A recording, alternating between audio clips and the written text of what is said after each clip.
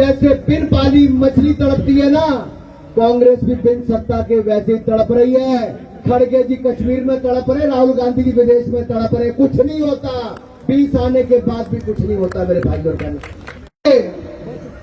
ये तानाशाही मानसिकता है राहुल गांधी और कांग्रेस पार्टी की, जो 98 सीटें पाकर कहते हैं कि 20 सीट और आ जाती तो हम ये कर देते।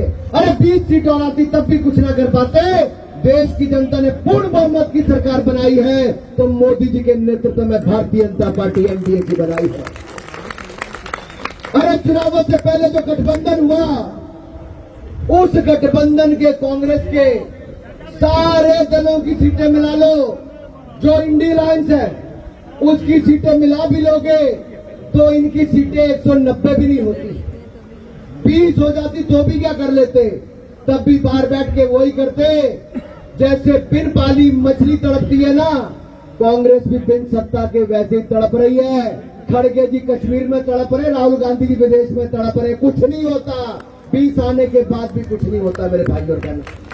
सवाल मेरा ये है आपसे राहुल गांधी जी, आप विदेश गए, जो पाक अधिकृत कश्मीर में गई, अमेरिका की सांसद एलान उमर वो उन लोगों के पैसे पे वहां पर गई और जाकर कहती है हमारे जम्मू कश्मीर के बारे में और पाक अधिकृत कश्मीर के बारे में वो पाकिस्तान का प्रोपेगेंडा करती है। लेकिन राहुल गांधी, मैं आपसे सवाल पूछना चाहता हूं, अगर हिम्मत है तो जवाब दो राहुल गांधी। विदेश में तो वहां से ही जवाब दो।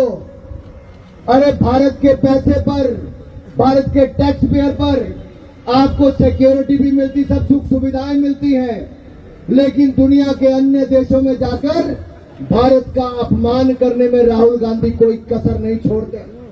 यहाँ भारत जोड़ो यात्रा चलाते हैं और विदेश में जाकर भारत तोड़ने वालों के साथ बंद कमरे में गुफ्तगू राहुल गांधी करते हैं। माफी मांगनी चाहिए नहीं मांगनी चाहिए राहुल गांधी को?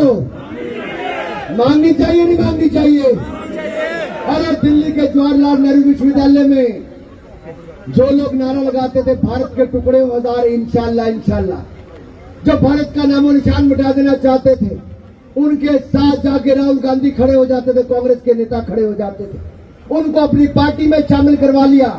दिल्ली से लोकसभा की टिकट राहुल गांधी जी ने दे दी। अरे भारत के टुकड़े करने वालों को अपनी पार्टी में शामिल करवाते हो, ऐसी सोच रखने वालों के साथ आप अमेरिका में जाकर जुड़ जाते हो, वहां जाकर हमारे सिख भाइयों का अपमान करते, उनकी पगड़ी का अपमान करते हो। 84 के दंगे, राजीव गांधी जी के नाक तले हुए हजारों सिखों का कत्लेआम हुआ तो कांग्रेस पार्टी के कारण हुआ।